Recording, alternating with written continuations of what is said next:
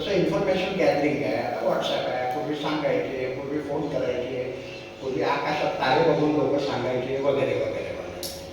So information gathering will change, but how to think will not change. त्याप्रमाणे principle समजावून घ्या. So I will sharing the principles with you which will never change kind of, आणि techniques will keep on changing. याचं एक सर्वात सुंदर उदाहरण म्हणजे बॅरिएट्रिक सर्जरीचं आहे. बॅरिएट्रिक सर्जरी ऐकून माहीत असतं की असं पोट असतं, असं करतात, मग एवढंच पोट राहतं वगैरे. त्यातनं घडतं काय? कारण मी स्वतः 2 गायनेकॉलॉजिस्टचा इंटरव्ह्यू घेतला, ज्यांची बॅरिएट्रिक सर्जरी होऊन एकाची 10 वर्ष झाली, एकाची 5-6 वर्ष झाली वगैरे वगैरे. तर त्या माझ्या मित्रांनी मला सांगितलं, शिरीष ते असं आहे की पोट असं केलं वगैरे वगैरे, आणि मी तुमचा जेव्हा तुमचे 3 घास होतात तेव्हा माझा एकच घास होतो. म्हणजे काय होतं? हळूहळू त्याला ठेवावा, हळूहळू ठेवावा. नाहीतर तो म्हणाला मला उलटी होती. हे झाल्यानंतर तो 2 वर्षांनी मला परत भेटला.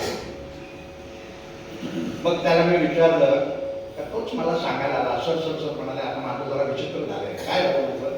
आता मी भयानक चिडचिडा झालो. मला काय कळेल ना की ऑपरेशन पोटाचं झालं, हा चिडचिडा का झाला? मग त्यांनी काही विचारायचं, त्यांनीच सांगितलं की मला सगळं खायचंय, सगळं दिसतंय, पण खाता येत नाही. त्याच्यामुळं मी म्हणजे काय घडलं आपल्या गावठी भाषेत, म्हणजे माझ्या गावठी भाषेत, सॉफ्टवेअर बदललं नाही, नुसतं हार्डवेअर बदलून, नुसतं हार्डवेअर बदलून उपयोग होत नाही. ओम नमः शिवाय. सॉफ्टवेअर जर तुम्ही बदललं तर हार्डवेअर बदलू शकतं, वेळ लागेल. 101% if your software changes the hardware follows. आणि जे पोट कमी करायचं मेन प्रिन्सिपल आहे, त्याच्यामध्ये प्रसन्न चित्ताने सावकाश खाणार तरच माझी डेली कमी होणार. Shriram. And this is what happens with bariatric surgery. Extreme example, 4.5 lakh 6 lakh खर्च, जीवावर बेतायची शक्यता, त्याच्या अगेन्स्ट सॉफ्टवेअर चेंज, प्रसन्न चित्ताने. इथे इलेक्ट्रिक ते मेकॅनिकल इंजिनियर वगैरे कोणी आहे का चुकून काही इक्विपमेंट बनवणार? कारण आम्हाला एक कॉन्ट्रॅक्शन बनवून पाहिजे. एका कन्याने आम्हाला भूल दिली डिमांडमध्ये, मी सर तुम्हाला 2 वर्षात करून देते, अजून काय तिकडनं आम्हाला एक कॉन्ट्रॅक्शन सर असं पाहिजे की बाहुली वगैरे असते ना, ती नुसती असं काढणार, म्हणजे कुणी जेवायला बसतो आणि त्याच्यावरती बाहुली ठेवायची, असा बघणार काय भांडण, ती बाहुली असं करायला लागते. मग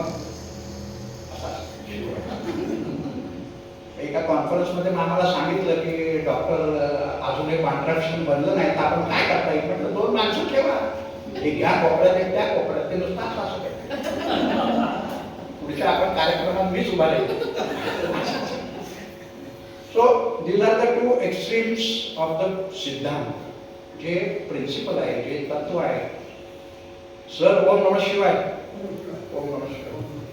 तर हे जे बेसिक प्रिन्सिपल आहे, प्रसन्न चित्त आहे. प्रसन्न चित्त हे फार महत्वाचं आहे. त्याच्यामधलं गायडिंग प्रिन्सिपल इज प्रसन्न चित्त. एकदा चित्त तुमचं प्रसन्न असलं, आता प्रसन्न चित्त कसं करायचं? गाणं हा एक उत्तम उपाय आहे. आपण गाणं म्हणत राहा, गुणगुणत राहा, श्लोक म्हणा, लहान मुलाबरोबर खेळा, बाहेर फिरा, निसर्गात फिरा, आकाशाकडे बघा. आकाशाकडे बघितलं कधीच कंटाळा येत नाही. आम्ही चुकून 2 वेळा पॅरिसला गेलो.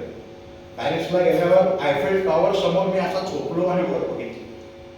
असे काहीतरी विचित्र प्रयोग करून बघा, त्याच्यामध्ये काय होईल? लोकांची पण करमणूक होईल आणि ती सुद्धा विनामूल्य.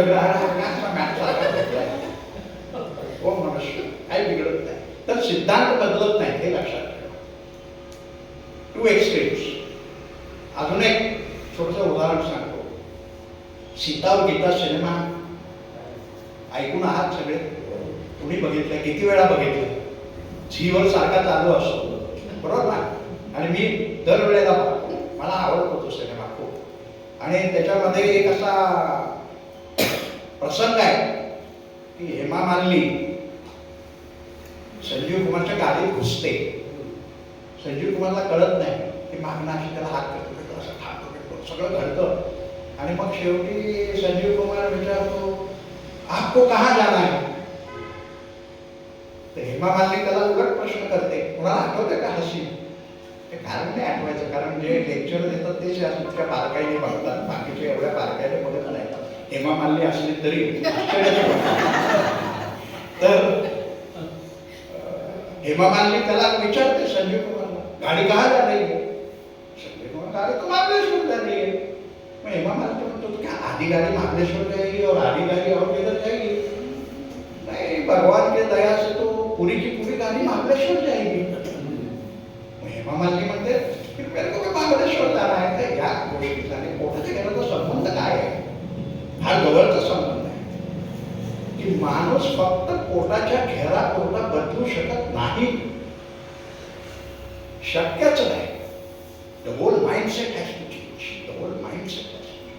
आणि याच्यापेक्षा मला सर चांगलं उदाहरण, आपण एक सीतावर विधानाचं गाणं ठेवून कुठल्या तरी कार्यक्रमात आणि ही स्टोरी सांगायला होती की गाडी अख्खीच्या अख्खी जाते, नुसतं ढेरी कमी होऊन इट डझंट वर्क. अँड 2012 सालापासून हे उपक्रम करतो.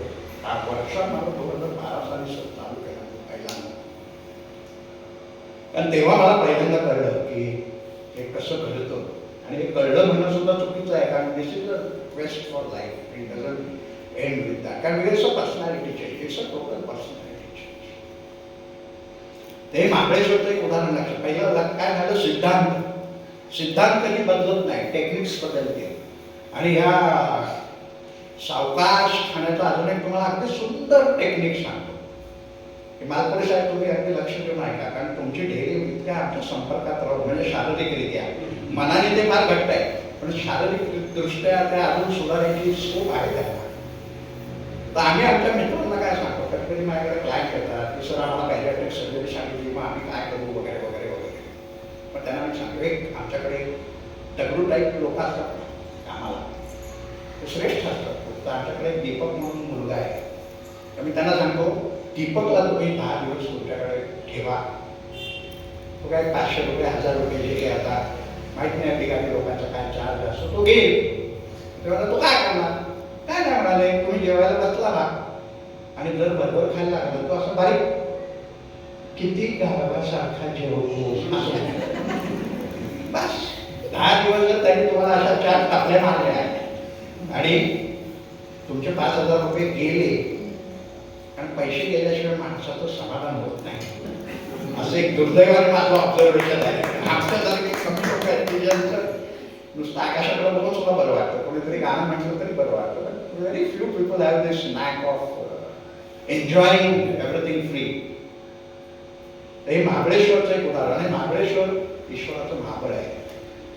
किती जण महाबळेश्वरला सगळे गेले असतील किमान पक्षी एकदा तरी महाबळेश्वरला.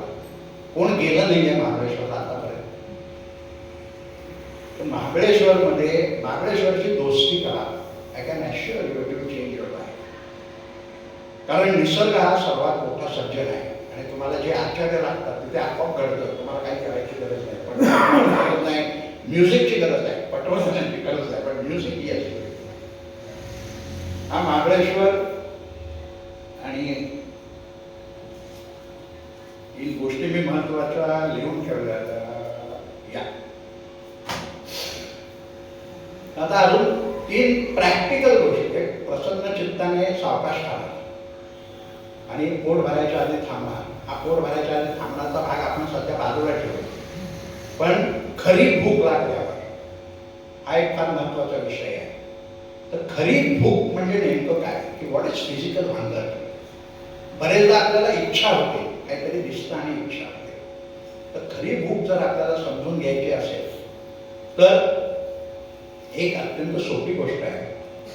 गरम पाणी, त्याच्यामध्ये 2 चमचे तूप आणि चवीला हिंग, मिरी, मीठ नाही, पण बाकी तुम्ही काही टाका आणि ते 1 ग्लास चहा इतकं गरम केलेलं पाणी ते हळूच प्यावं लागतं. आणि कुठलंही गरम असं कोणी घेतं का? आपल्यापैकी कुणी चुकून मागून गरम पाणी आणि दूध घेतलं आपण घेता, तर ते गरम पाणी आपलं किमान अर्धा तास करमणूक करतं. चहा लवकर गार होतो, गरम पाणी लवकर गार होत नाही. So one of the advantages at a physical level 3 स्तरावर आपल्याला विचार करायला लागतो. एक शारीरिक स्तरावर विचार करायला लागतो, एक वाचिक स्तरावर विचार करायला लागतो आणि एक मानसिक स्तरावर विचार. तर आपण